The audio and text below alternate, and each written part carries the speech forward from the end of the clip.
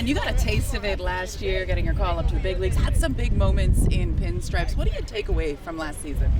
Yeah, I mean, all experience is good experience, right? So to be up there and have some success and some learning experiences, it was huge for me.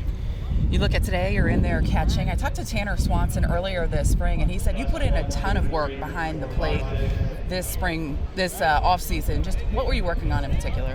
Yeah, I mean, obviously, when I was up in the big leagues, I kind of had to take a little bit of a hiatus from behind the plate.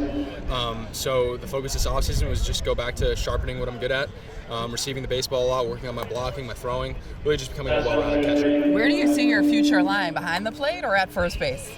Yeah, I mean, I just prefer to be in the lineup. So wherever that is at, it doesn't really matter to me. I'm just going to go wherever gives us the best chance to win. Tell me a little bit about your off season. Did you change anything about your routine, about what you did to get yourself ready for this season?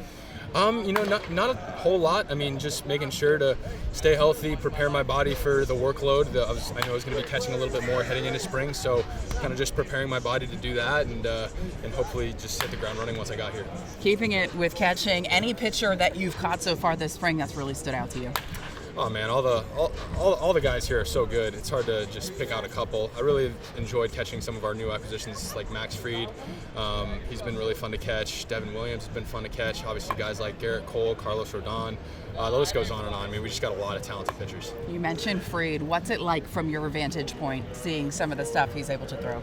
It's great. It's funny, I mean, when he pitched against us, shortly after I debuted there at Yankee Stadium, he pitched really well against us. So I got to see him from the hitting perspective, and then once he arrived here to Florida, I got to catch him in the bullpens here.